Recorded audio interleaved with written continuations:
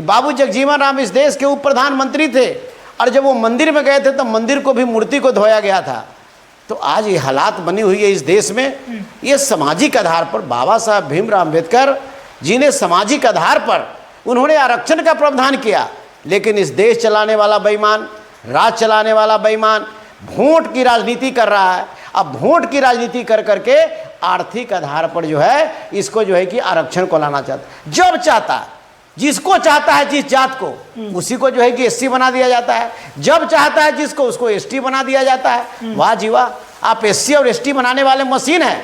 अरे मशीन हैं तो आप जो इस देश में छुआछूत है, इस देश में जो गैर बराबरी है, इस देश में जो है कि दलितों के साथ जो हमेशा अपमानित किया जाता है, दलितों के साथ जो है कि जो बेइज्जती की जाती है, एससी एसटी के लोग को जो परेशान किया जाता है, इसको तो कम से कम जो है कि खत्म करिए। तो टीन के चश्मा से भारतीय जनता पार्टी एनडीए के लोग जो दलितों और एससी एसटी को देखते हैं, एससी एसटी के लोग आज जग चुका है। ऐसे लोग को निस्तामुन करने का काम करेगा, सत्ता से हटाने का काम करेगा। पुलिस वाले, पुलिस एसोसिएशन के पास जाइए, जो पुलिस जो महकमा है वहां पर पुलिस को कहता है कि पुलिस की जाति एक है, वर्दी एक है, टोपी एक है, बैच एक है, लेकिन आज जाकर के देखिए कि उनके यहाँ भी जो भोजन बनाने का अलग अलग कहने का मतलब, क्षत्रिय समाज का जो है अलग उसका मेस है, दलित समाज का अलग मेस है, उधर का पिछड़ा समाज का अलग मेस है। आखिर बाद आप कहते हैं कि बराबरी को खत्म, जो ये है उसको खत्म करेंगे। नहीं, आपको अगर शेड्यूल कास्ट के उन लोगों की आपको ख्याल है तो आप प्रत्येक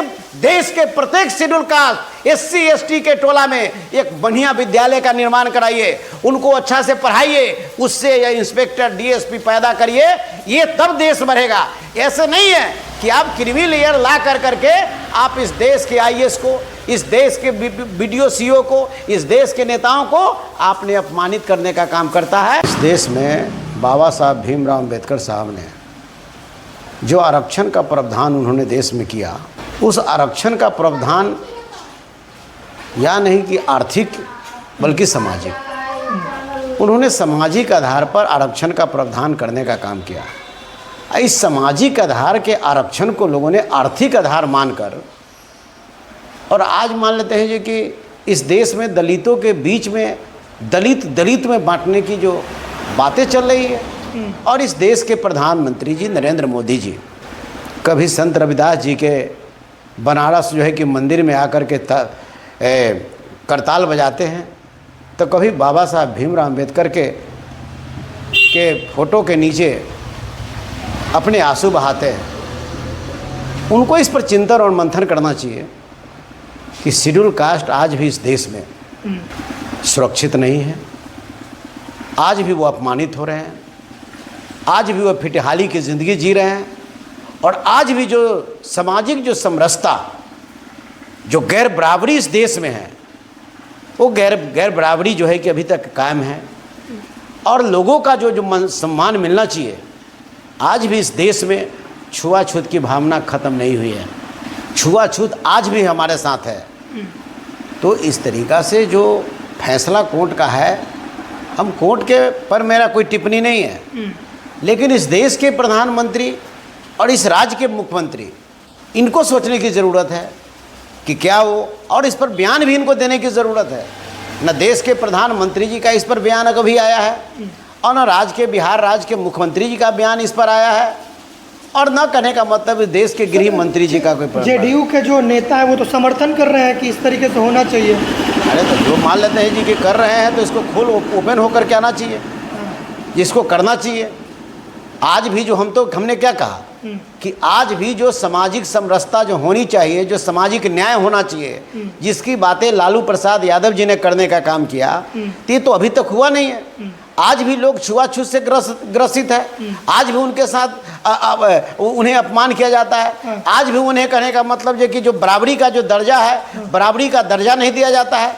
आज भी वैसे लोग जो अम्बेडकर साहब के विचारधारा को नहीं मानते हैं, वो सनातन धर्म के मानने वाले जो दलित समाज के लोग हैं, आज भी वैसे लोगों को जो है कि मंदिर में जाने नहीं देता है। मंदिर में जाने के बाद उसे अपमानित किया जाता है। ऐसी घटनाएं देश में कितनी घटनाएं अभी तक आई हैं और होता रहा है, आप नहीं देख रहे हैं।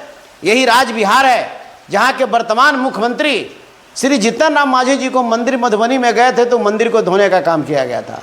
नहीं लोग जान रहे हैं कि बाबू जगजीवन राम इस देश के उप प्रधानमंत्री थे, और जब वो मंदिर में गए थे तो मंदिर को भी मूर्ति को धोया गया था।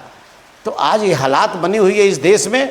ये सामाजिक आधार पर बाबा साहब भीमराव अम्बेडकर जी ने सामाजिक आधार पर उन्होंने आरक्षण का प्रावधान किया, लेकिन इस देश चलाने वाला बेईमान, राज चलाने वाला बेईमान वोट की राजनीति कर रहा है। अब वोट की राजनीति कर करके आर्थिक आधार पर जो है इसको जो है कि आरक्षण को लाना चाहता है। जब चाहता है, जिसको चाहता है, जिस जात को, उसी को जो है कि एससी बना दिया जाता है। जब चाहता है जिसको, उसको एसटी बना दिया जाता है। वाह जी वाह, आप एससी और एसटी बनाने वाले मशीन हैं। और मशीन हैं तो आप जो इस देश में छुआछूत है, इस देश में जो गैर बराबरी है, इस देश में जो है कि दलितों के साथ जो हमेशा अपमानित किया जाता है, दलितों के साथ जो है कि जो बेइज्जती की जाती है, एससी एसटी के लोग को जो परेशान किया जाता है, इसको तो कम से कम जो है कि ख़त्म करिए।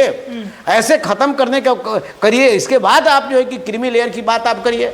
उनका तर्क है, सुप्रीम कोर्ट का तर्क है कि जो दलित समाज के लोग या आदिवासी समाज के लोग नौकरियों में चले गए, आईएएस आईपीएस बन गए, डीएसपी बन गए, मंत्री बन गए, नेता बन गए, तो अब उनके आने वाले पीढ़ी को तो भेदभाव नहीं झेलना पड़ता है सामाजिक तौर पे, तो उनको रिजर्वेशन क्यों? तब उनको पता नहीं है। गांव में उनको जाना पड़ेगा। शहरों को आईना से गांव को आईना, गांव को नहीं देखा जा सकता है। शहरों की आईना से गांव को नहीं देखा जा सकता है। हमारे नेताजी ने क्या कहा था? लालू प्रसाद यादव जी ने कहा था, जब इस देश की प्रधानमंत्री ने कहा था कि शहरों को हम स्मार्ट बनाएंगे, तो लालू जी ने कहा था कि नहीं, गांव स्मार्ट बनेगा तब ऑटोमेटिक शहर स्मार्ट बन जाएगा। गांव की फिटहाली, गांव का जो स्थिति, गांव की जो गरीबी और गांव में जो गैर बराबरी, जब ये जाएंगे लोग, जब देखेंगे, जब सर्वे कराएंगे, तो खुद को इनको पता चल जाएगा कि आज ये दलितों की और आदिवासियों की क्या स्थिति है। आज वो आदिवासी समाज आज भी वो लकड़ी काटता है और माथे पर रख कर करके 18 किलोमीटर दूर शहर में जाकर के लकड़ी बेचता है, तब उसका पेट पलता है। और नहीं तो आज भी वो आदिवासी समाज लोग, वैसे लोग जो है, आज भी उनके घर पर कोई खाना नहीं चाहता। आज भी ऐसे लोग जिनके यहाँ लोग जो है कि बैठना नहीं चाहता, आज भी उसकी स्थिति है जो देख सकते हैं आप। आज इस राज्य में आप शहरों को देख रहे हैं, शहरों की भी बस्तियाँ को आप देखो। हार्डिंग पार्क पर कौन लोग हैं? हार्डिंग पार्क पे जो देख रहे हैं कि आज भी पटना के हार्डिंग पार्क के पास भी देखिए, बिहार के मुख्यमंत्री के पीछे देखिए, आप जो है कि हमारा मान लेते हैं चिड़ियाखाना के बगल में जाकर के देखिए, ये कौन लोग हैं? क्या वैसे जगहों पर लोग जो हैं कि वैसे लोगों को सम्मानित करने का काम कर रहे हैं? सर, तो आज के डेट में ऐसा नहीं है। चाहे वह डीएसपी हो, चाहे एसपी हो, चाहे आईएएस हो, चाहे नेता, आप नहीं देख रहे हैं। अब इस राज्य के सबसे सर्वोच्च कुर्सी पर बैठने वाले जीतन राम मांझी जब मंदिर में जाते हैं तो मूर्ति को धोया जाता है। इस देश के सर्वोच्च पद पर, देश के उप प्रधानमंत्री के पद पर रहने वाला जब मंदिर में जाता है तो जो है कि मैं मान लेते हैं कि उसे मंदिर को जो है कि धोया जाता है। इस देश के राष्ट्रपति जब वह किसी मंदिर में जाते हैं तो पट नहीं खुलता है। तो इस तरह का बातें कहने का मतलब ये कि चल रही है। और पहले जो था कि छोटे छोटे जातियां को जो है कि उसको प्रताड़ित किया जाता है, उसको जिसको आईएएस आईपीएस नेता मुख्यमंत्री मंत्री, इसको अपमानित अब किया जाता है कि ताकि मैसेज इस देश में जाए, दुनिया में मैसेज आए, ऐसे करके प्रताड़ित किया जा रहा है। तो ऐसे स्थिति में हमारा यह बिल्कुल कहना है कि देश के प्रधानमंत्री को घिग्गी तो खोलना चाहिए, देश के इस राज्य के मुख्यमंत्री को घिग्गी खोलना चाहिए और घूम कर करके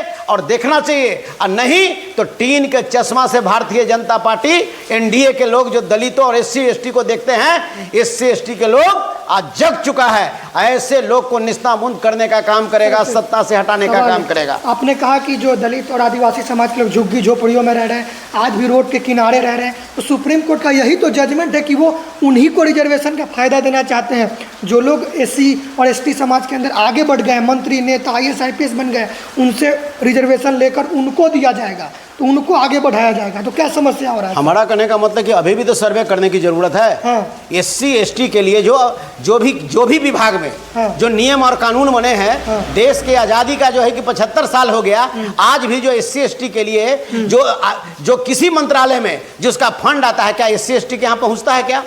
क्या एससी एसटी के यहाँ जो है कोई अच्छे स्कूल का व्यवस्था किया गया? क्या एससी एसटी के लोगों को जो है कि उस तरीके इसकी व्यवस्था किया गया था?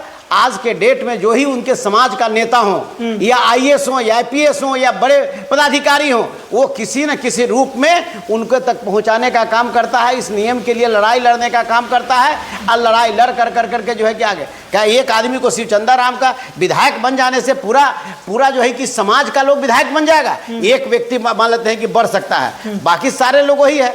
उसके नेतृत्व करने वाला, उसके काम करने वाला, उसकी बात करने वाला लोग, आखिर उसको ही आप टॉर्चर कर दीजिएगा तो कहां से आएगा? सबसे बड़ा जा करके आप देखिए, चाहे वह राजनीति में हो, चाहे वह पदाधिकारी हो, चाहे वह कर्मचारी हो, कहीं भी जाइए, कोई भी SC ST के, चाहे वह पदाधिकारी आईएएस हो, चाहे वह आईपीएस हो, चाहे वह बीपीएससी के पदाधिकारी BDO CO हो, या कर्मचारी हो या चपरासी हो, किसी की हालत आज के डेट में अच्छी नहीं है। आज भी उनके साथ आप देखिए बिहार में पुलिस वाले, पुलिस एसोसिएशन के पास जाइए, जो पुलिस जो महकमा है, वहां पर पुलिस को कहता है कि पुलिस की जाति एक है, वर्दी एक है, टोपी एक है, बैच एक है, लेकिन आज जाकर के देखिए कि उनके यहाँ भी जो भोजन बनाने का अलग अलग कहने का मतलब, क्षत्रिय समाज का जो है अलग उसका मेस है, दलित समाज का अलग मेस है, उधर का पिछड़ा समाज का अलग मेस है। आखिर बाद आप कहते हैं कि बराबरी को खत्म, जो ये है उसको खत्म करेंगे? नहीं, आपको अगर शेड्यूल कास्ट के उन लोगों की आपको ख्याल है तो आप प्रत्येक देश के प्रत्येक शेड्यूल कास्ट SC ST के टोला में एक बढ़िया विद्यालय का निर्माण कराइए, उनको अच्छा से पढ़ाइए, उससे या इंस्पेक्टर DSP पैदा करिए, ये तब देश बढ़ेगा। ऐसे नहीं है कि आप क्रीमी लेयर ला करके आप इस देश के IAS को, इस देश के BDO CO को, इस देश के नेताओं को आपने अपमानित करने का काम करता है। और इस देश के जो NDA के नेता है वो आज झाल बजा रहे हैं। पूरे देश के SC ST इस चीज को समझ चुका है और समझने के बाद इनको भी झाल बजाने के लिए मजबूर कर देगा। देश के प्रधानमंत्री को इस पर बयान देना चाहिए।